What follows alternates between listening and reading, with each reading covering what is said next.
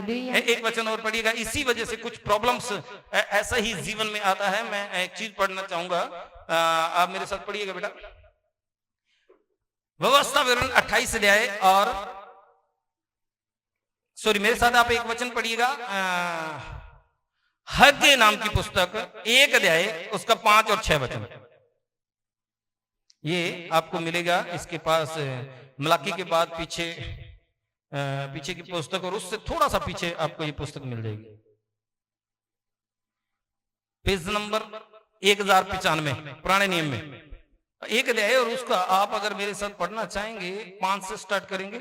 इसलिए अब सेनाओं का यहोवा यूं कहता है, हाँ। अपनी अपनी चाल चलन पर ध्यान करो। तुमने बहुत बोया परंतु थोड़ा काटा। तुम खाते हो परंतु पेट नहीं भरता। तुम पीते हो परंतु प्यास नहीं बुझती। तुम कपड़े पहनते हो परंतु गर्माते नहीं।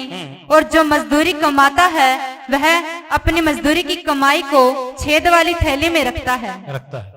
देखिए कितना खुदा ने बड़ी गहरी बात करके समाप्ति की है। क्या लिखा है ध्यान से, तुमने कितना बोया, बहुत बोया परंतु थोड़ा काटा। अगर बहुत बोया तो बाइबल में तो ये लिखा है कि जो जितना बोएगा उतना काटेगा, लेकिन यहां लिखा है कि तुमने बहुत बोया पर थोड़ा काटा। होता है ऐसा जब हमारा रिश्ता परमेश्वर के साथ रिलेशन सही नहीं रहता। देखिए आगे के लिए, बहुत बोया थोड़ा काटा। हाँ, तुम खाते हो परंतु पेट नहीं भरता। हाँ, खाते हो परंतु पेट नहीं भरता। थोड़े से नहीं चलता। खाने पीने भी जिनका ना पता नहीं, खाना पीना ही नहीं पूरा हो रहा, राशन ही नहीं पूरा आ रहा, कहते हैं ना हम कई बार, वो इसीलिए ऐसा होता है कि उससे पेट ही नहीं भर पा रहा। हाँ, तुम पीते हो पर प्यास नहीं बुझती। कपड़े पहनते हो पर गर्माते नहीं हो।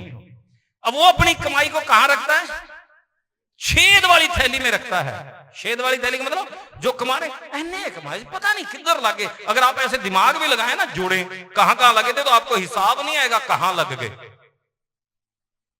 कब, क्यों। जब परमेश्वर ने ये बात कही थी इस्राएल में, कब कही थी पता है?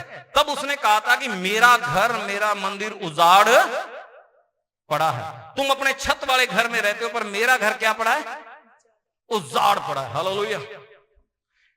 परमेश्वर कहता है कि वो घर, उस टाइम घर खुदा ने उस भवन को कहा था, लेकिन नए नियम में आके परमेश्वर ने घर किसको कहा है?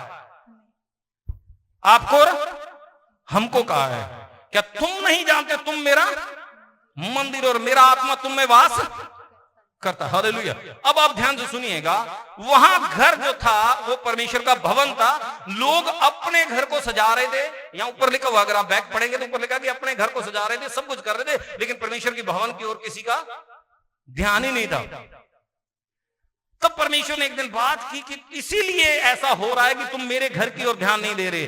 तुम कमाते हो, छेद वाली थैली में रख लेते हो, वो कहां चला गया तुम्हें पता ही नहीं लगता। तुम खा रहे हो, पेट नहीं भर रहा। तुम पी रहे हो, प्यास नहीं बुझ रही है।